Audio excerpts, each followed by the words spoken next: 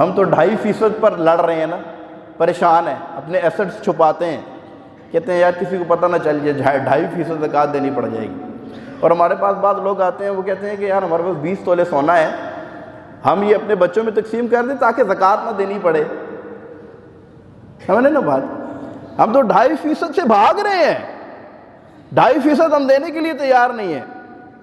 لیکن اللہ کے محبوب صلی اللہ علیہ وسلم نے ارشاد فرمایا، قحط کا زمانہ تھا، لوگوں کے گھر میں کھانے کے لیے کچھ نہیں ہے، فرمایا کہ اللہ کی راہ میں پیش کرو جو کچھ ہے۔ حضرت عمر فاروق رضی اللہ تعالیٰ عنہ کہتے ہیں میں نے کہا آج میں ابو بکر سے آگے نکل جاؤں گا۔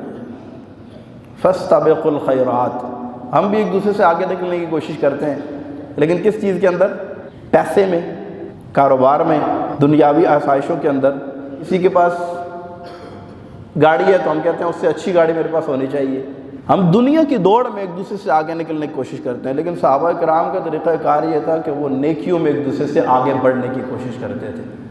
فاستبقوا الخیرات۔ حضرت عمر فاروق رضی اللہ تعالیٰ عنہ فرماتے ہیں میں نے اپنے مال کا آدھا حصہ کیا، آدھا اپنے گھر والوں کے لیے چھوڑا اور آدھا لے کر اللہ کے محبوب کی بارگاہ میں پیش ہو گیا۔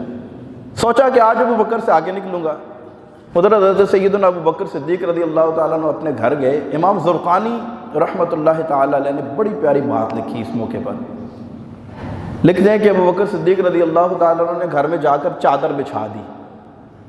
چادر بچھائی نا، جیسے ہم کچھ چیز ڈالنے کے لیے چادر بچھاتے ہیں۔ امام زرقانی لکھتے ہیں چادر بچھائی، اب ایک ایک چیز اس کے اوپر رکھ رہے ہیں، توا رکھ رہے ہیں، چولہا رکھ رہے ہیں، سوئی دھاگے سے لے کر دیواروں کے اوپر ہاتھ مارتے ہیں کہ کہیں ایسا نہ ہو کہ دیوار کے اوپر کوئی چیز لگی ہوئی رہ جائے۔ سارا کچھ اس چادر میں ڈالا، باندھا اور اللہ کے محبوب کی بارگاہ میں پیش ہو گئی۔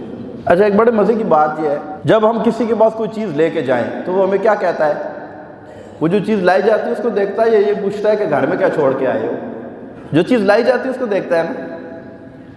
تو اللہ کے محبوب صلی اللہ علیہ وسلم نے آگے سے ارشاد فرمایا، ما ابقیت لأہلک یا ابا بکر، اے ابو بکر اپنے گھر والوں کے لیے کیا چھوڑ کے آئے ہو؟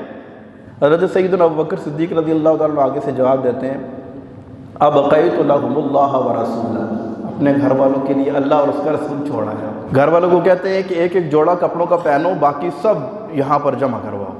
اپنے کپڑے بھی اتارے، ٹاٹ کا لباس پہنا، بوریے کا، کانٹوں سے اس کو بٹن لگائے، بارگاہ رسالت میں حاضر ہوئے۔ رسول اللہ صلی اللہ علیہ وسلم نے ارشاد فرمایا اپنے گھر والوں کے لیے کیا چھوڑ کے آئے ہو؟ عرض کرتے ہیں گھر والوں کے لیے اللہ اور اس کا رسول چھوڑا۔ ارشاد فرمایا اللہ کو تیری ادا اتنی پسند آئی ہے، فرشتوں کو حکم دیا ہے جیسے میرے ابو بکر نے لباس پہنا ہے ایسا تم بھی پہن لو۔ حضرت جبریل حاضر خدمت ہیں، لباس ویسا پہنا ہوا ہے جیسا ابو بکر نے پہنا ہوا ہے۔ اگلی بات بڑے مزے کی ہے، سارا زمانہ چاہتا ہے، سارے زمانے کی کوشش ہے کہ رب ہم سے راضی ہو جائے۔ ہم سب یہ چاہتے ہیں نا، ساری زندگی ہم کیا کرتے ہیں؟ اللہ کو راضی کرنے کی کوشش کرتے ہیں۔ جبریل حاضر خدمت ہوئے، عرض کرتے ہیں کہ اللہ تبارک و تعالی نے آج فرشتوں کو حکم فرمایا ہے کہ میرے ابو بکر نے جس طرح کا لباس پہنا ہے نا ایسے سارے یہ پہن لیں۔ اور ابو بکر کو اللہ سلام ارشاد فرماتا ہے اور پوچھتا ہے کہ میرے ابو بکر سے پوچھو کیا اس حال میں مجھ سے راضی ہے؟ حضرت سیدنا ابو بکر صدیق رضی اللہ تعالیٰ عنہ کی چیخ نکل گئی۔ عرض کرتے ہیں یا رسول اللہ ابو بکر پہلے بھی رب سے راضی تھا، اب بھی اور ہمیشہ رب سے راضی رہے گا۔ اچھا، یہ سب کچھ دے کے یہ وہ مقام ہے جس پر علامہ اقبال نے کہا تھا کہ خود ہی کو کر بلند اتنا کہ ہر تقدیر سے پہلے خدا بندے سے خود پوچھے بتا تیری رضا کیا ہے۔